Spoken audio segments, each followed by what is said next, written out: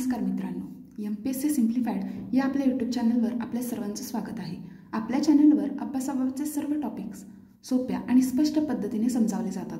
आजच्या व्हिडिओमध्ये आपण आधुनिक भारताचा इतिहास या विषयाचा सामाजिक धार्मिक सुधारणांच्या चळवळी हा टॉपिक समजून घेणार आहोत, जो तुम्हाला तुमच्या अभ्यासात नक्कीच उपयोगी ठरेल। त्यामुळे व्हिडिओ शेवटपर्यंत नक्की बघा।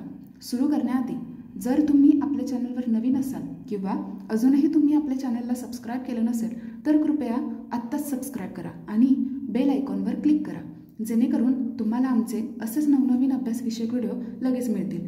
चला तर मग सुरुवात करूया आपल्या आजच्या टॉपिकला।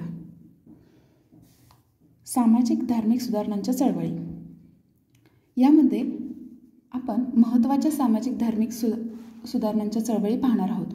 ब्राह्मो समाज, परमहंस सभा, प्रार्थना समाज, सत्यशोधक Samaj, Arya Samaj, Ramakrishna mission, theosophical society, depressed classes mission.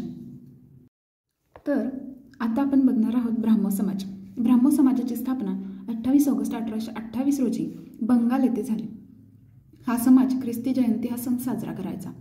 या समाजाचे संस्थापक राजाराम मोहन रॉय यांना समाज प्रबोधनाचे जनक, आद्य समाज सुधारक आणि भारताच्या रेनेसन्सचे म्हणजेच प्रबोधन काळाचे पितामह म्हटले जायचे।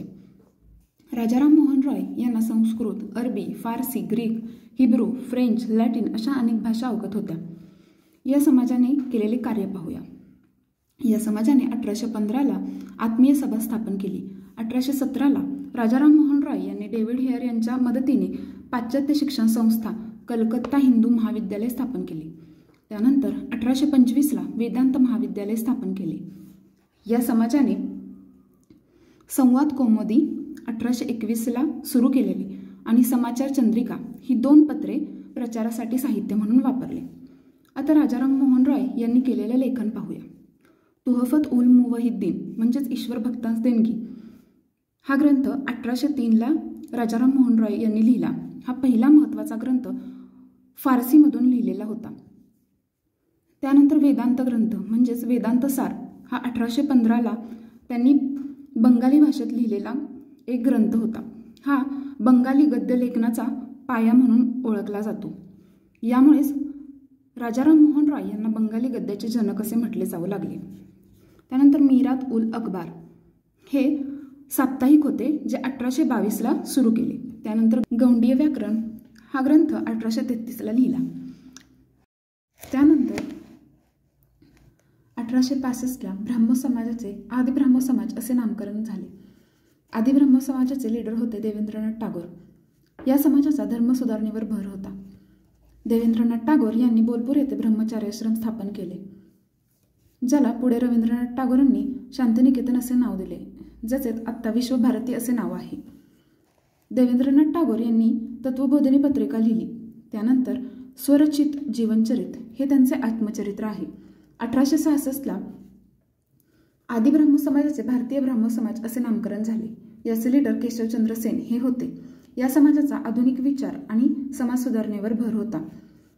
या समाजाने संगत सभा केशवचंद्र सेन यांनी मित्रांसोबत 1860ला स्थापन केली।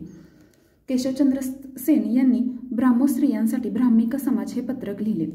पुढे भारतीय ब्राह्मो समाजाचे 1878ला साधारण ब्राह्मो समाज असे नामकरण झाले।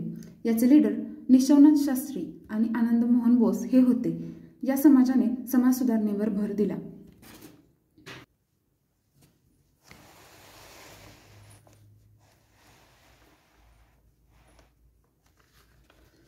तर हा होता आजचा टॉपिक। जर तुम्हाला हा व्हिडिओ उपयोगी वाटला असेल आणि आवडला असेल तर कृपया लाईक करा, कमेंट करा आणि नवीन व्हिडिओसाठी सबस्क्राईब करा। Thanks for watching. Bye. Stay tuned for next video.